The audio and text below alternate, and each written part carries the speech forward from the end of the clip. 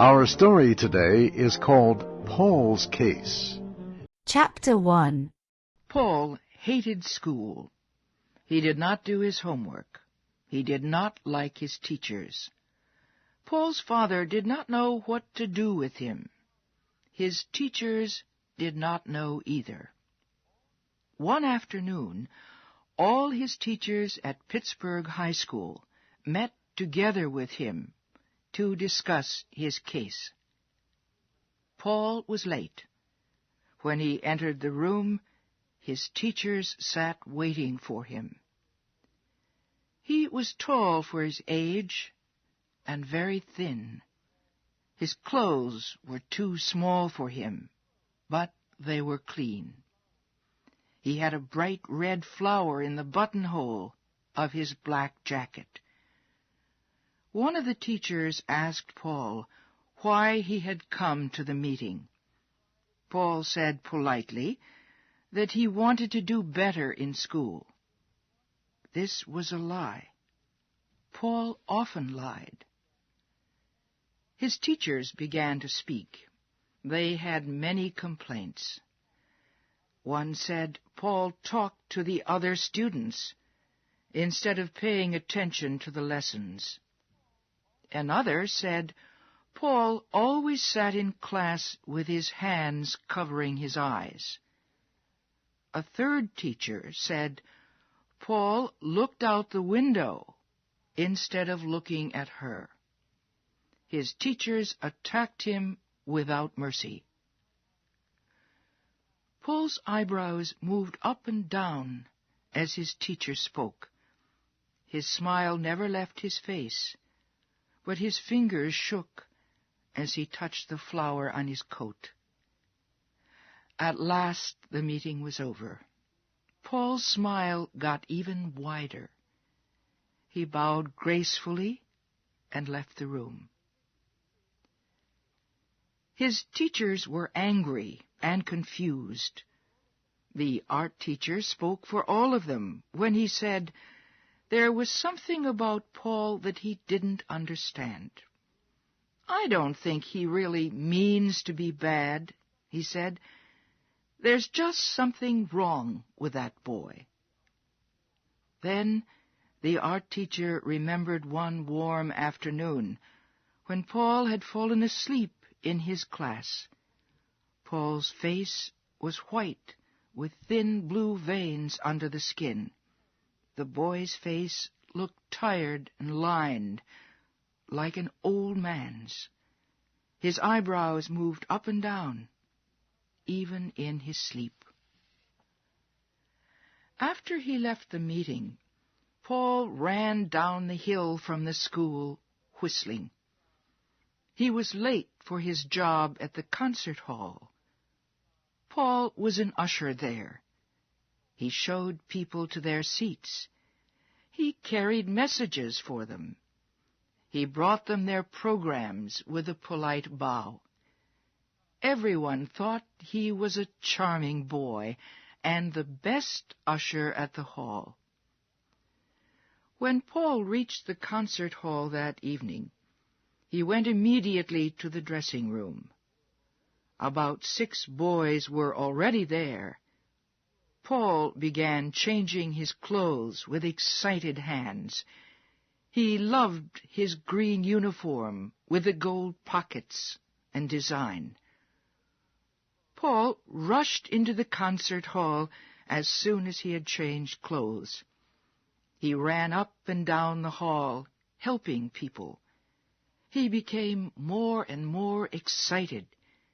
His face became pink, and his eyes seemed larger and very bright. He looked almost handsome. At last, everyone was seated. The orchestra began to play, and Paul sat down with a sigh of relief. The music seemed to free something in Paul's spirit. Then a woman came out and began to sing. She had a rich, strong soprano voice. Paul felt truly happy for the first time that day. At the end of the concert, Paul went back to the dressing room. After he had changed his clothes again, he went outside the concert hall. He decided to wait for the singer to come out. While he waited, he looked across the street to the large hotel called the Schenley. All the important people stayed at the Schenley when they visited Pittsburgh. Paul had never been inside it, but he used to stand near the hotel's wide glass doors. He liked to watch the people enter and leave. He believed if he could only enter this kind of a hotel, he would be able to leave school, his teachers, and his ordinary gray life behind him forever. At last, the singer came out of the concert hall. Paul followed her as she walked to the hotel. He was part of a large crowd of admirers who had waited to see her. When they all reached the hotel, she turned and waved. Then the doors opened, and she disappeared inside. Paul stared into the hotel as the doors slowly closed. He could feel the warm, sweet air inside, and for a moment he felt part of a golden world of sparkling lights and marble floors. He thought about the mysterious dishes of food being served in the hotel's dining room. He thought about green bottles of wine growing cold in silver buckets of ice.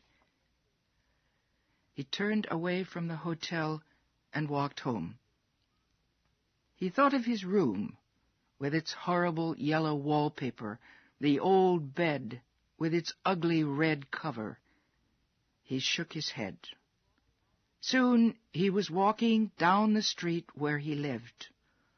All the houses on Cordelia Street were exactly alike. Middle-class businessmen had bought them for their families. All their children went to school and to church. They loved arithmetic. As Paul walked toward his house, he felt as if he were drowning in ugliness. He longed for cool colors and soft lights and fresh flowers. He didn't want to see his ugly bedroom or the cold bathroom with its cracked mirror and gray floor. Paul went around to the back of his father's house. He found an open window and climbed into the kitchen. Then he went downstairs to the basement. He was afraid of rats, but he did not want to face his own bedroom. Paul couldn't sleep. He sat on the floor and stared into the darkness until morning came. The following Sunday, Paul had to go to church with his family. Afterwards, everyone came home and ate a big dinner. Then all the people who lived on Cordelia Street came outside to visit each other. After supper, Paul asked his father if he could visit a friend to get some help with his arithmetic. Paul left the house with his school books under his arm, but he didn't go to his friend's house. Instead, he went to see Charlie Edwards. Charlie was a young actor.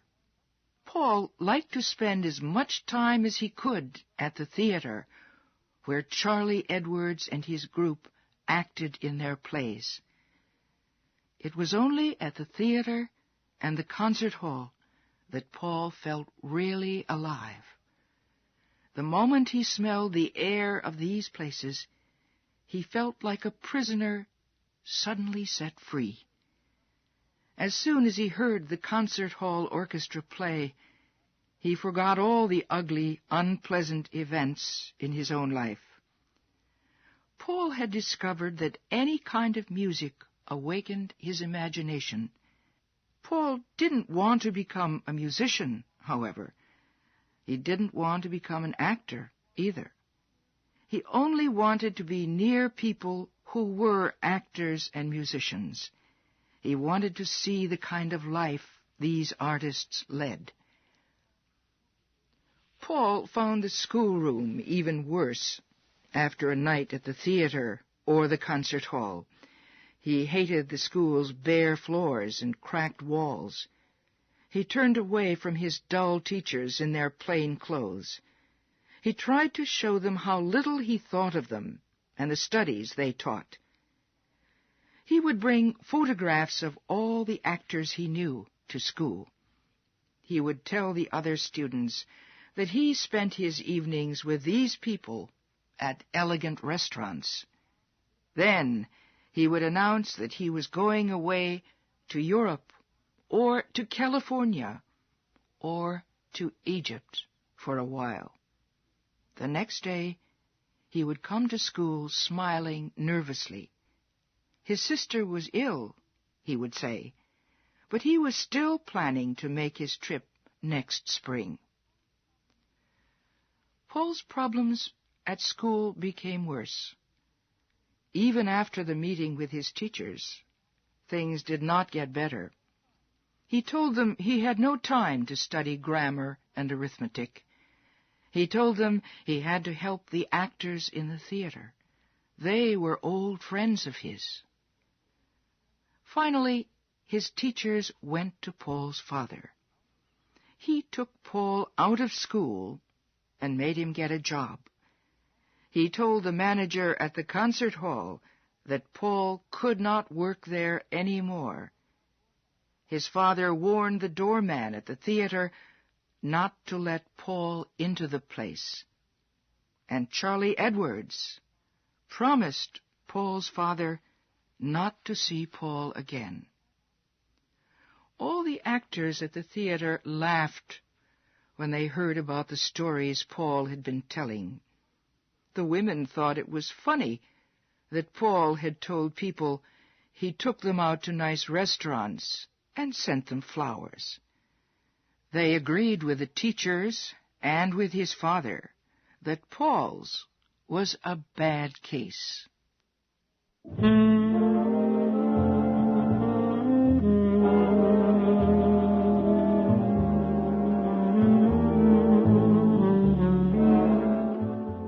Chapter 2. Paul was a student with a lot of problems. He hated school. He didn't like living with his family on Cordelia Street in the industrial city of Pittsburgh. Paul wanted to be surrounded by beautiful things. He loved his part-time job as an usher at the concert hall. He helped people find their seats before the concert. Then he could listen to the music and dream of exciting places. Paul also spent a lot of time at the local theater.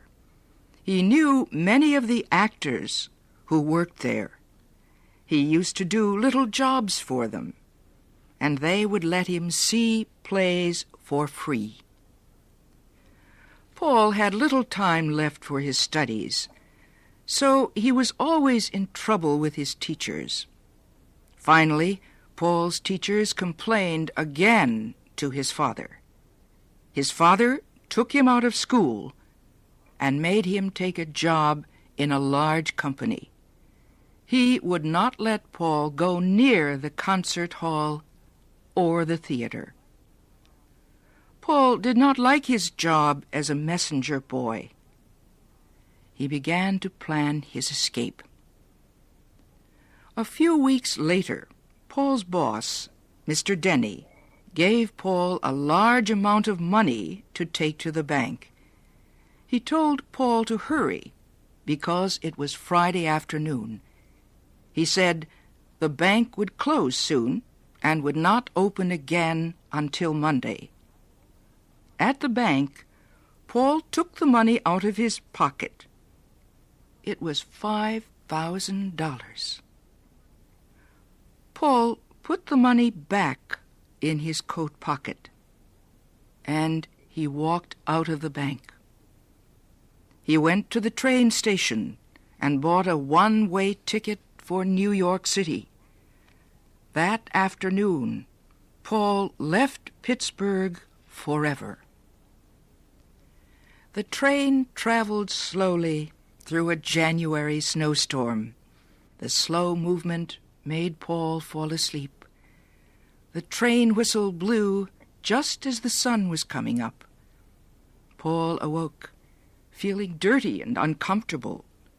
He quickly touched his coat pocket. The money was still there. It was not a dream. He really was on his way to New York City with $5,000 in his pocket. Finally, the train pulled into Central Station. Paul walked quickly out of the station and went immediately to an expensive clothing store for men. The salesman was very polite when he saw Paul's money. Paul bought 2 suits, several white silk shirts, some silk ties of different colors. Then he bought a black tuxedo suit for the theater, a warm winter coat, a red bathrobe, and the finest silk underclothes. He told the salesman he wanted to wear one of the new suits and the coat immediately. The salesman bowed and smiled.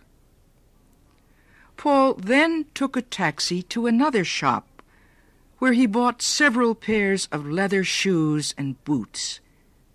Next, he went to the famous jewelry store, Tiffany's, and bought a tie pin and some brushes with silver handles. His last stop was a luggage store, where he had all his new clothes put into several expensive suitcases. It was a little before 1 o'clock in the afternoon when Paul arrived at the Waldorf Astoria Hotel. The doorman opened the hotel's glass doors for Paul, and the boy entered. The thick carpet under his feet had the colors of 1,000 jewels. The lights sparkled from crystal chandeliers. Paul told the hotel clerk he was from Washington, D.C. He said his mother and father were arriving in a few days from Europe. He explained he was going to wait for them at the hotel. In his dreams, Paul had planned this trip to New York 100 times. He knew all about the Waldorf Astoria, one of New York's most expensive hotels. As soon as he entered his rooms, he saw that everything was perfect, except for one thing. He rang the bell and asked for fresh flowers to be sent quickly to his rooms. When the flowers came, Paul put them in water, and then he took a long, hot bath. He came out of the bathroom wearing the red silk bathrobe. Outside his windows, the snow was falling so fast that he could not see across the street. But inside, the air was warm and sweet. He lay down on the sofa in his sitting room. It had all been so very simple, he thought. When they had shut him out of the theater and the concert hall, Paul knew he had to leave. But he was surprised that he had not been afraid to go. He could not remember a time when he had not been afraid of something, even when he was a little boy.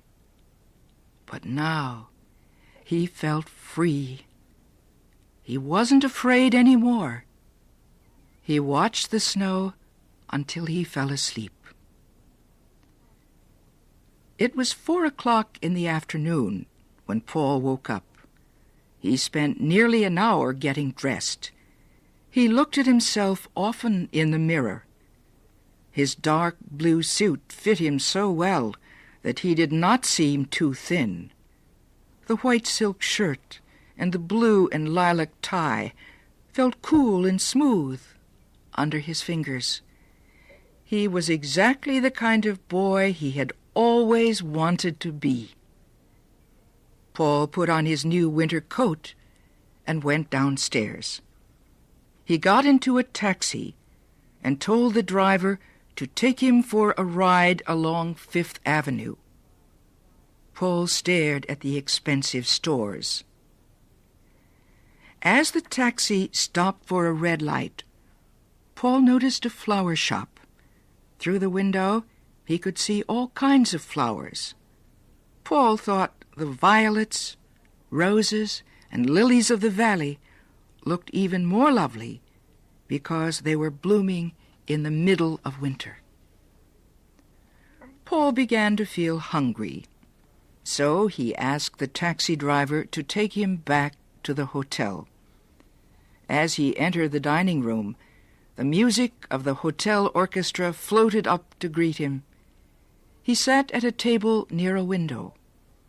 The fresh flowers, the white tablecloth, and the colored wine glasses pleased Paul's eyes.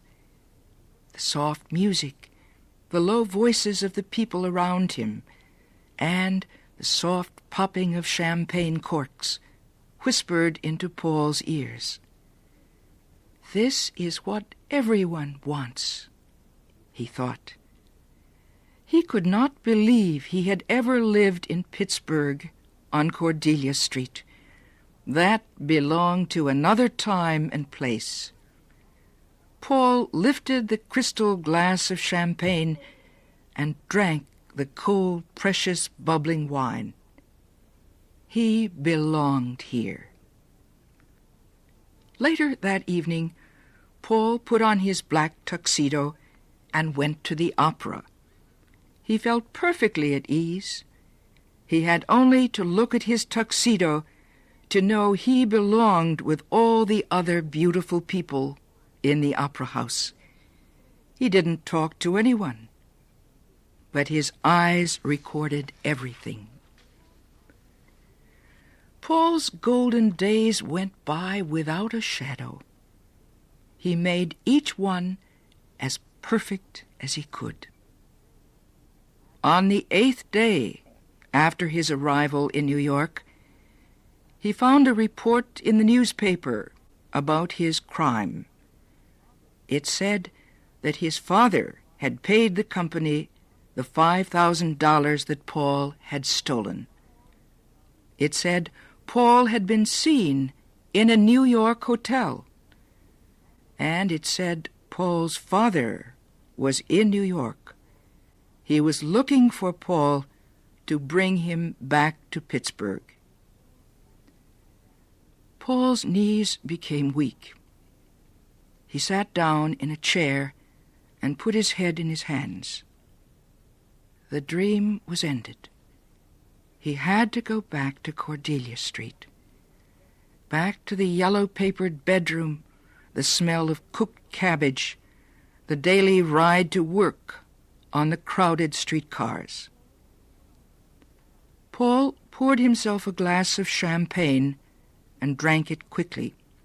He poured another glass and drank that one too. Paul had a taxi take him out of the city and into the country. The taxi left him near some railroad tracks. Paul suddenly remembered all the flowers he had seen in a shop window his first night in New York. He realized that by now every one of those flowers was dead. They had had only one splendid moment to challenge winter. A train whistle broke into Paul's thoughts. He watched as the train grew bigger and bigger. As it came closer, Paul's body shook. His lips wore a frightened smile. Paul looked nervously around as if someone might be watching him. when the right moment came, Paul jumped. And as he jumped, he realized his great mistake. The blue of the ocean and the yellow of the desert flashed through his brain. He had not seen them yet. There was so much he had not seen. Paul felt something hit his chest. He felt his body fly through the air far and fast. Then everything turned black, and Paul dropped back into the great design of things.